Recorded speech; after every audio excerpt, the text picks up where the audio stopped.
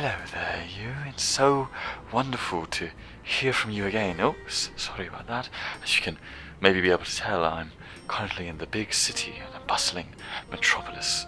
Of course, just another one of my adventures that brought me to this strange, big place. It's besides the point, isn't it? I apologize in advance for any of that background noise, the hustle and bustle of the people of places to be, places to go. Of course, you all know how it is here in this great world of ours. Just like that. Okay, I'll stop talking about where I am and just get on with the work. So as you can see, I'm making more of an elderly gentleman for this character. The character's a bit unique. It was quite a long project. This took a long time, all the individual pieces and parts, and I really wanted to make sure to get this right, get it perfectly right. It's an elderly man, a wizard, but not just any simple old wizard. A wizard during what I like to consider like a nuclear apocalypse or a nuclear fallout after some cataclysmic event. My main goal with this piece was I wanted to try modelling layers and layers of clothes, flowing clothes on top of each other, and of course it was a very appropriate type of character, because wizard robes are normally layered and flowy, and also you see apocalyptic outfits are normally the same kind of idea, flowy, long clothes. So as you can see here, I'm starting to extrude out pieces, building from the bottom up to make all the various parts of his extravagant outfit. Also, I want to make it clear, with this project, there was some unfortunate mishaps with rendering out of Blender, recording my work. It wasn't able to come through properly, the footage got corrupted, so I only have this ZBrush footage for you, unfortunately. So some of the pieces will be missing, like a puzzle you could never complete. I'll do my best to try and fill in the gaps. Sorry again in advance. As you can see here, there's just been quite a cut. I went into Blender and cleaned up some of the edges on some stuff and refined where I could, made collars on some of the clothes, and just cleaned up edges using the modeling tools in Blender, which I tend to prefer for that kind of thing over ZBrush, more fluid sculpting. Like, either way I consider it, Blender is like a fine machine for construction, I'm trying to think of a word for it. I'm sorry, it seems to be slipping my mind. More rigid, like something you would use for stone cutting, like building bricks. Blender reminds me of, yes, bricks. That's a better way to put it. Blender has a brick vibe, while ZBrush has more of a water vibe. Does that make sense? I hope so. Anyways, so as you can see, starting to detail, mask and extrude to make trims on the lining of the clothings. Get that embroidered detail as you would on the fancy wizard outfit.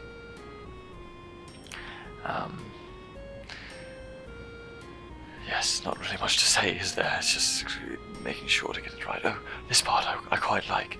I had to sculpt by hand. I wanted to have an intricate plated design on the inside of his front piece, full of extravagant twists and curves, and I couldn't think of any simple way to do it. And it was so satisfying sculpting this by hand, I found. So believe it or not, it did take quite a long while, but it's meditative if you really, just work away. And slowly but surely I was able to get quite an intricate pattern that looked really good once I extruded it out at the end. I'm excited for you to see that final look. As you can see, yes, mystical looking wavy lines intercepting and overlapping. And I went in and did a little bit more refination. Oh, sorry, which one? I'm going to do a little blade, just that to fly overhead. There we go, perfect. Now I thought this half moon design, I could reuse it throughout for some design consistency, yes. And here we are again, design consistency, some more of those wavy interlocking patterns on his highlights on other parts of his outfit. And just more work, doing things right in the right places.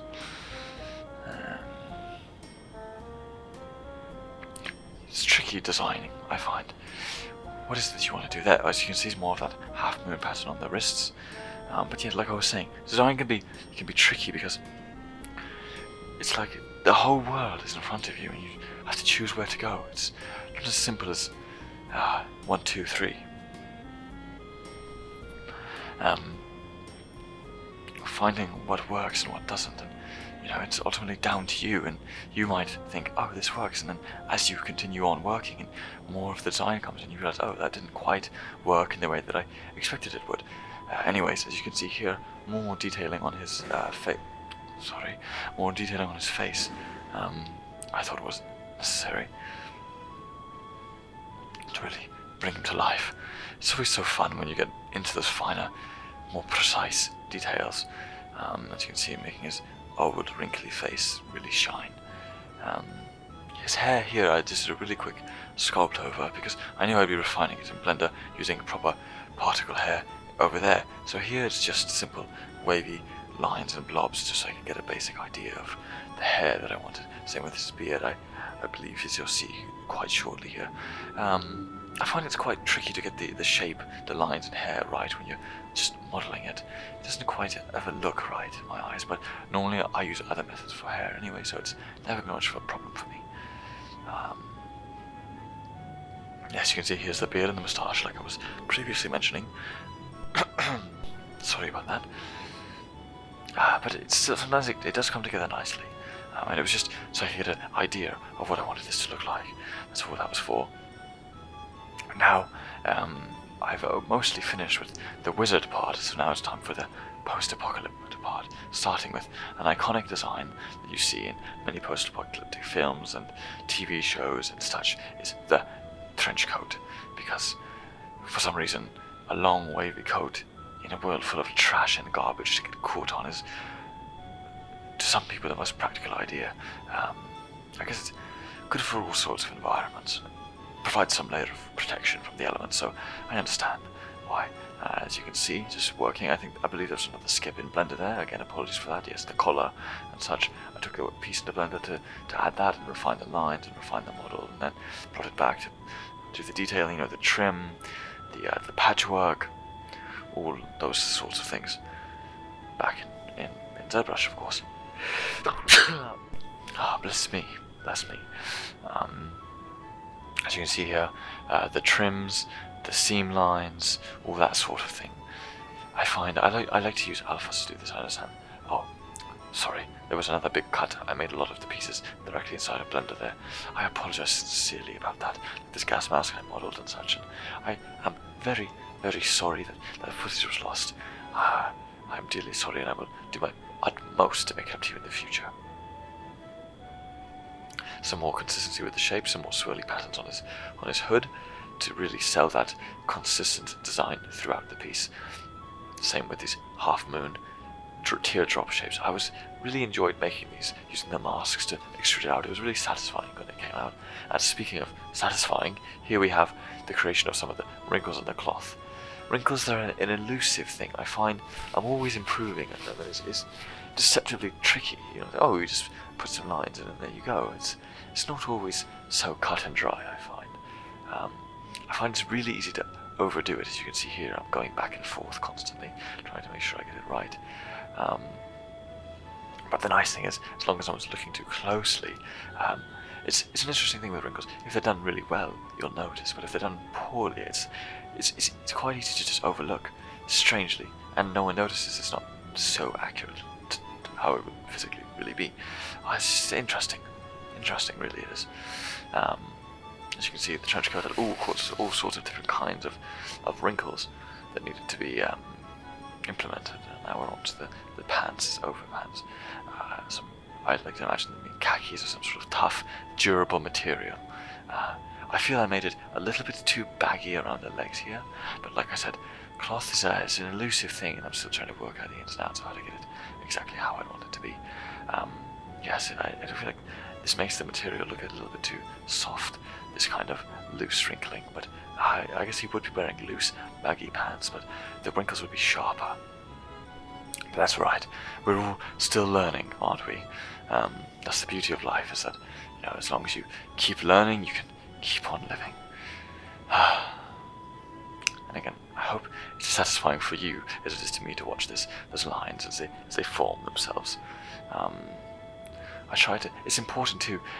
As you get further away from the place where the compression is causing the wrinkles, it very rapidly will loosen up and there won't be as much of a notice. As you can see here, I do sharpen up the wrinkles a little bit to give it more of that feel that I was originally going for with this type of material that I, in my head, was imagining this cloth to be made of. Here I used poly paint on this intricate design parts because what it then allowed me to do is then use that as a mask inside of Substance Painter, so I could immediately apply it so I didn't have to trace painstakingly over all those lines individually again. And speaking of which, here we are now in Substance Painter. Unfortunately, there's not much footage for here. There's not really much to show, to be quite frank. A lot of it was just simply applying materials over in the Layers tab. But I am sorry. I thought there was more to show you here. I know some of you love all the intricate ins and outs of this, and I really feel like I let you down. Because it's not all here, unfortunately. A lot of it was lost, the footage, but, and I don't quite know why, but I think there's some good stuff here, as you can see, and you can see the slowly the design coming together, the accents and those light blue highlights. I thought the color went nicely with the white and gold. And yes, that's we're coming close to the end now. It was nice to see you again, and hopefully next time I will have more footage for you, and we'll just hopefully see you again soon. I love when you stop by and you spend this time with me. It makes me feel really important, and I'm eternally always grateful for it. And anyway, here you go, the final result, and I hope to speak to you again very soon. Bye for now.